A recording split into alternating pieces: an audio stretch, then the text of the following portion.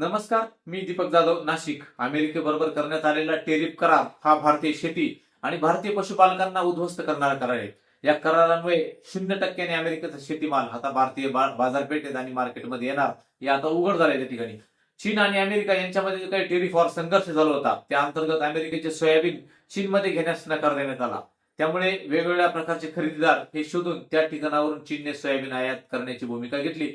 याचा परिणाम म्हणून जीएम प्रकारचं असणारं प्रचंड उत्पादन जे अमेरिकेमध्ये सोयाबीनचं आहे याचं काय करायचं हा मोठा प्रश्न अमेरिकेसमोर होता.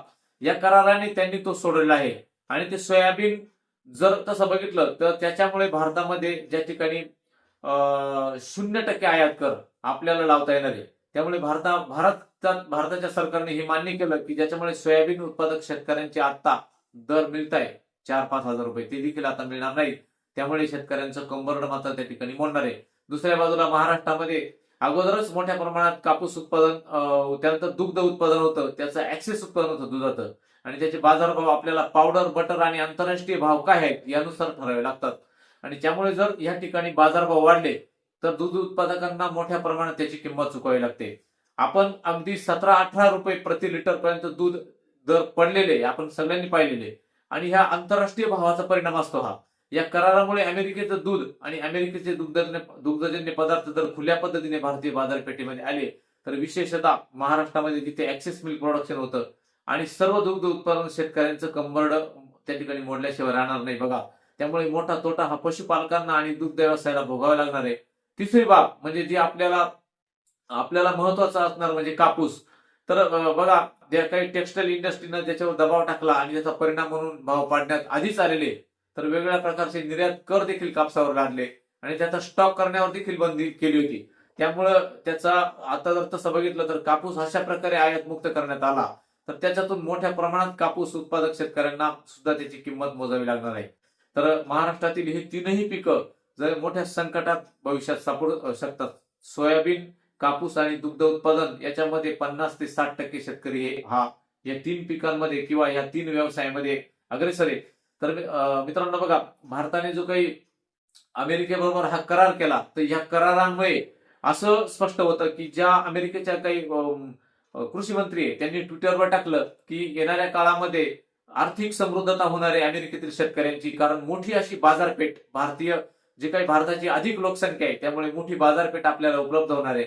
याच्यातून जर तसं बघितलं तर भारतीय शेतकऱ्यांचं तर भारतीय शेतीचं सध्या कंबरड मोडलेलं आहे. तुम्ही बघताय कशा पद्धतीने प्रत्येक पिकाची हाल आहे. तुम्ही जर बघितलं तर मका 1200 ते 1500 रुपये जी विकली, ज्या मकाचा भाव जर तसं बघितलं तर 1800, 1500, 1800, 2000 देखील परवडत नाही. आणि जो कांदा आज फुकट विकतोय, कांद्याचं जर अर्थकारण जर काढलं तर तुम्ही जर बघितलं तर कांद्याला जर एकरी उत्पादन आणि एकरी त्याचा खर्च जर बघितला त्याचा ताळमेळ कुठंतरी 700 ते 800, 900 रुपये क्विंटल पर्यंत सध्या जातोय.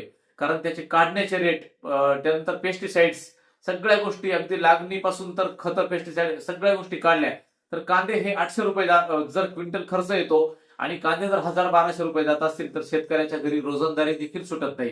त्यामुळे शेतकऱ्याचे घरचे कष्ट सोडून त्याला काहीही सध्या पदरात पडत नाही. सोयाबीन देखील आत्ता रेट वाढले तर ते रेट सोयाबीन 7 ते 8 हजार ह्या रेटने परवडतात. तर सोयाबीनचे रेट देखील अगदी 3500 ते 4500 रुपये ह्या रेटने शेतकऱ्यांनी सोयाबीन विकली. आणि सध्या कापूस आणि दुग्धजन्य पदार्थ इतकी हाल असताना द्राक्षाची देखील तुम्ही जर बघितलं तर कशा पद्धतीने यंदा नुकसान झाली अस्मानी संकटामुळे. तर मित्रांनो, अशा पद्धतीने सरकारने घेतलेला हा निर्णय अतिशय घातक आहे. आणि बघा, सरकारने का हा निर्णय घेतला असेल तर याच्या बाबतीत तसं जर बघितलं तर सरकारला स्पष्ट माहिती आहे की आपली जी काही वोट बँक आहे ती शहरी आहे आणि शहरी वोट बँक असल्यामुळे शेतकऱ्यांच्या बाजूने कुठलाही विचार शेतकऱ्याच्या बाजूने होत नाही. त्यामुळे शेतकऱ्याच्या शेतमालाला हे सरकार बाजार देत नाही. कांद्याची हाल, प्रत्येक पिकाची हाल त्या ठिकाणी चालू आहे. कारण त्यांना स्पष्ट समजलंय की ज्या योजना आणल्या तुम्ही बघा, जर शेतकऱ्यांचं जर तसं बघितलं, जर सार्वजनिक गोठे किंवा जे गोठ्याच्या स्कीम असतील पंचायत समिती मार्फत किंवा घरकुल योजना असेल किंवा विहिरीच्या योजना असतील किंवा अन्य ज्या काही सगळ्या योजना ठप्प झाल्या. सध्या सगळा फंड सरकारने हा कशाकडे वळवलाय तर लाडकी बहीण योजनेकडे वळवलाय. आणि लाडकी बहीण योजनेतील जे काही मजूर लोक आहे त्याच्यापैकी जे लोक 15% लोक ते काहीही केलं तरी सरकारलाच मतदान करतात. त्यामुळे त्याचा सरकारने ही नस ओळखली का शेतकरी आपलं काहीही करू शकणार नाही. शेतकरी जे शहरातील मतदान 35% आणि हे मजूर मतदान त्याच्यामुळे 45 ते 50% मतदान हे त्यांचा हक्कच झालंय. त्यामुळे भारतीय शहरी जे लोक आहे त्या शहरी लोकांना फुकट कसं खायला भेटेल असा उद्देश हा सरकारचा, मोदी सरकारचा 100%. त्यामुळे शेतकऱ्याचं पार कंबरड त्या ठिकाणी मोडून गेलंय. मी एक शेतकरी म्हणून सांगतो की कशा पद्धतीने आम्ही कांदे लावले आणि त्याचा खर्च किती आला या सगळ्या गोष्टी पाहिल्या, किंवा सगळ्याच पिकाचं, मकाचं पाहिलं, सोयाबीनचं अर्थकारण, कुठल्याही पिकामध्ये शेतकऱ्याला कुठलाही फायदा सध्या होत नाही. आणि अशातच अमेरिकेबरोबर भारताने जो काही करार केलाय, मोदी सरकारने जो काही करार केलाय त्याचा मी या ठिकाणी निषेध करतो. सरकारने याचा विचार करावा अजून अधिकृतरित्या.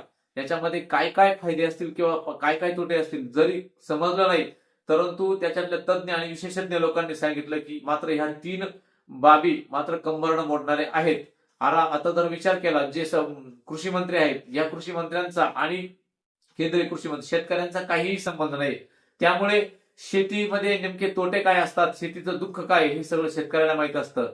आणि मूळ मुद्दा असा की त्यांनी ह्या शेतकऱ्यांच्या प्रश्नाची आणि खेड्यातील नस ओळखली आहे की आपल्याला शेतकऱ्यांमुळे काहीही फरक पडत नाही.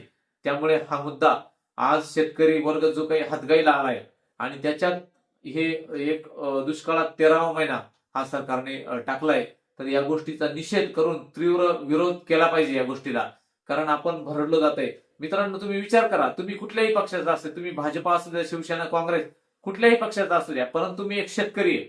हा मुद्दा लक्षात घेऊन विचार करा की तुम्हाला कांद्यामध्ये काय परवडतंय. जर कांद्याची जर गोष्ट बघितली तर त्याच्यामध्ये खर्चही निघत नाही आपल्याला.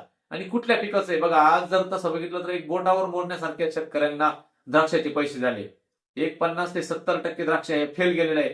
त्यामुळे शेतकरी पूर्णपणे त्याचं अर्थकारण, त्याला देखील कुटुंब आहे, त्याच्या देखील सगळ्या गोष्टी आहेत, त्या देखील त्याच्या पूर्ण स्वप्न उद्ध्वस्त झाली आहे. आणि त्याच्यामध्ये अजून सरकारने हा एक मुद्दा आणलाय. तर याच्यामध्ये बघा मित्रांनो, भविष्यामध्ये कदाचित अजूनही वेगवेगळ्या पिकांची अमेरिकेकडून आयात होऊ शकते. कारण भारतीय शेती आपल्याला सरकारकडून कुठलीही मदत भेटत नाही. फक्त मदत अशी देतात की ज्याने फक्त शेतकऱ्यांना एक चणे फुटाणे खाण्याइतकी मदत असते, किंवा सबसिड्या देखील तशाच असतात. परंतु अमेरिकेमध्ये अशी मदत असते की शेतकऱ्यांना 90 ते 100% सबसिडी असते. सगळ्या गोष्टी तिथे शेतकऱ्यांना आधुनिक तंत्रज्ञान दिलं जातं. दुग्ध उत्पादन जर बघितलं तर आपल्यापेक्षा हायटेक उत्पादन त्या ठिकाणी होतं. आपले शेतकरी गरीब का राहिले तर आसमानी सुलतानी जे काही संकट आहे त्याच्यामुळे शेतकऱ्यांचं पार कंबरड मोडलंय. त्याच्यात येणाऱ्या ज्या 3 वर्षापासून कांद्याने पूर्ण वाट लावली शेतकऱ्यांची. त्याच्यामुळे जे काही अरबी राष्ट्र, अफगाणिस्तान, पाकिस्तान यांच्या बरोबरच्या ज्या काही संबंधांमुळे कांद्याचं तर पूर्ण हेच झालंय. परंतु जे काही राष्ट्रात आजही थोड्याफार प्रमाणात निर्यात होती, तर सरकारकडून ती बंद करून शेतकऱ्यांचं कंबरड मोडण्याचं काम सरकार मात्र त्या ठिकाणी करतंय. आणि अशा पद्धतीनं चाललं तर शेतकरी एक दिवस संपूर्णपणे नष्ट होऊन जाईल. कारण सध्याची परिस्थिती खूप वाईट परिस्थिती आहे आणि वाईट परिस्थितीतून शेतकरी जातोय. तर सरकारने जो काही निर्णय घेतला त्याचा मी या ठिकाणी जाहीर निषेध करतोय. धन्यवाद.